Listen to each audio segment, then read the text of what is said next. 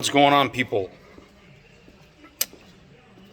This is absolutely the most craziest thing ever happened today to me or to this piece of equipment.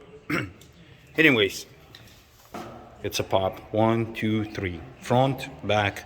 We were working on the middle axle. And I changed the caliper on one side. It has disc brakes. I changed the caliper. It's a brand new caliper, new pads, and then I left the old caliper and put new pads on here. And we changed rotors here and the rotor there. So 2 rotors, 1 caliper, 2 sets of brand new pads. So I got everything done, put it back together, put this side together. It's a dual tires. And just to brake, everything's spin freely, everything's nice. Well, the brake's set now. And then I went to the other side and got done on this side, which is on the left hand side. I put the tires back on, started adjusting the brakes, and as I was spinning the wheel, like 3/4 away, something, the rim got cut on something and couldn't spin freely. I'm like, okay, well, the rotor is a little bit rusty. It's okay, maybe it is. So then I spin it again, and it's like, it's hitting a lot harder than actually the rust is. So then we started looking, and when you have dual tires, now we got singles. We were testing. I got a couple lug nuts here. We started looking, and I'm like, hold on a second. Right here, see this scratch? I don't know if the camera's catching the scratch right there. So the valve stem was hitting the caliper. How is that possible? So I don't have that rim now. It's in the back of the pickup. We're gonna go get a new rim.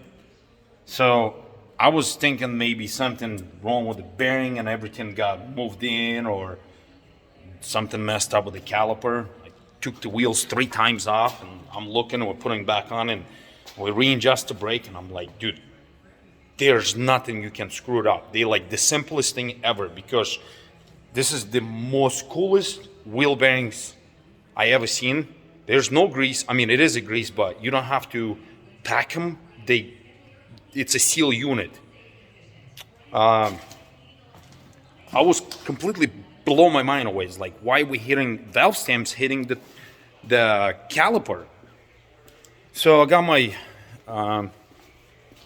measuring caliper, which I don't remember what I did with it right here.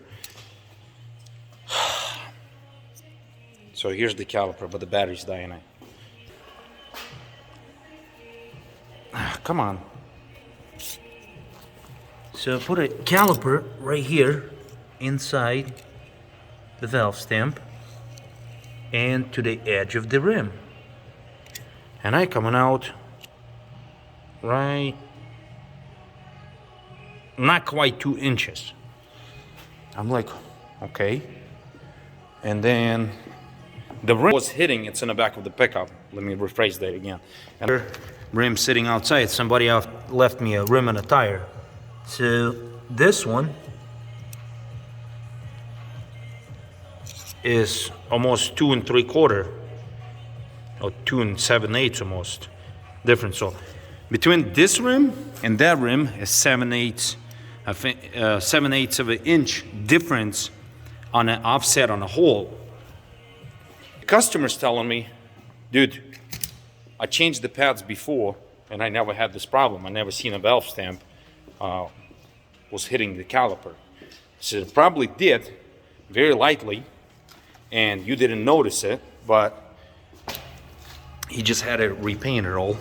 So probably got a little bit more paint someplace or something, and then we took it apart, and maybe a piece of dirt got stuck between the pad, or the pad come up a little bit thicker, and that's why you end up hitting that. Because look how much of a gap between now. But the rim hole was offset. The point is, it's very important is when you mechanic to double check everything, obviously, and then when you do adjust in a brake or you replace something, turn it, because it's not something. Think it that way.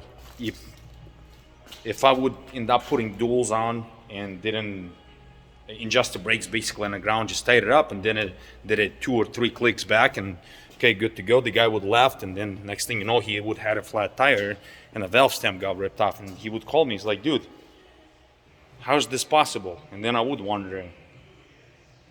But we find out, so he's gonna go get a new rim. I'm still like blowing my mind away, because, so you understand, we spent about, say, an hour and a half, almost 2 hours, wondering how is that possible. And come to conclusion, when he bought this trailer brand new, it's 1, 2, 4, 5, so 12 rims. 11 of them is the same, and one it was effed up.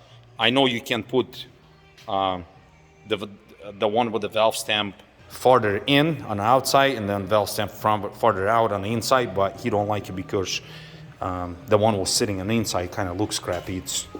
It's not as shiny, I would say. So he's gonna go get a used new rim, and we'll make it work.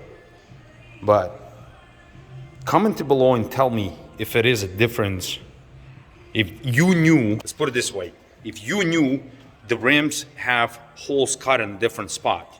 I know the super singles more towards the center, but I always understood that hole, it's actually cut always in the same spot, 2 inches from the edge to the valve stamp.